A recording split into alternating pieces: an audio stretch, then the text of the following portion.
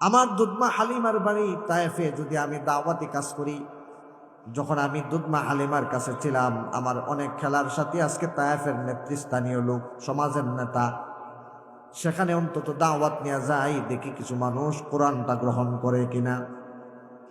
মনে বড় আশা নিয়া নবী আলাইহিস সালাম তায়েফে গেলেন। তায়েফে যাওয়ার পরে যখন ইসলামের দাওয়াত দিলেন, বুঝে থাকলে বলেন মক্কায় যেই নির্যাতন, তায়েফে যাওয়ার পরে নির্যাতন বাড়ছে না কমছে? নির্যাতন বেড়ে গেল। নবী আলাইহিস সালামকে এবার তারা পাথর নিক্ষেপ শুরু করলো, রক্তাক্ত করলো। মাথা থেকে পা পর্যন্ত এমন কোনো অঙ্গ নাই যেই অঙ্গ পাথরের আঘাতে রক্তাক্ত হয় না।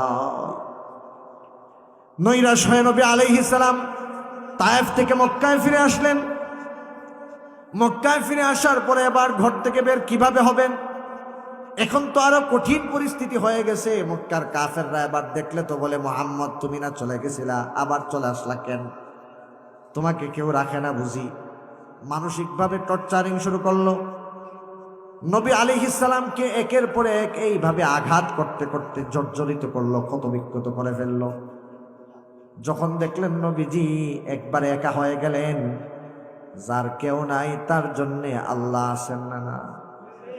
আল্লাহ রাব্বুল আলামিন এবার জিবরাইল আলাইহিস সালামকে ডাক দিলেন, হ্যাঁ জিবরাইল, তাড়াতাড়ি যাও, আমার হাবিব পরীক্ষা দিতে দিতে, নির্যাতন সহ্য করতে করতে আমার হাবিব সাল্লাল্লাহু আলাইহি ওয়াসাল্লাম আমার অন্তরের মধ্যে আরো বিশাল একটা জায়গা গ্রহণ করে ফেলেছেন। আমার হাবিবকে আর কষ্ট দেওয়া যাবে না। আমার হাবিবকে আবু জেহেলরা কত ভয় দেখায়, কত শক্তি দেখায়, কত পাওয়ার দেখায়। আমার হাবিবকে আবার আমার সৃষ্টিকুল দেখানোর জন্য আমার পক্ষ থেকে দাওয়াত দিয়ে সাথে করে নিয়ে আসো। আবু জেহেলের পাওয়ার কতটুকু আছে আর আমি আল্লাহর পাওয়ার কতটুকু আছে, আমার হাবিবকে দেখায়া দাও। এবার নবী আলাইহিস সালাম বলতেছেন, তখনও কিন্তু 5 ওয়াক্ত নামাজ ফরজ হয় নাই।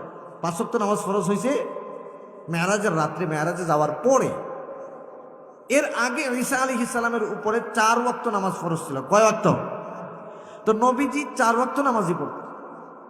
ফজর, জোহর, আসর, মাগরিব। কয় ওয়াক্ত? এশার নামাজ ছিল না।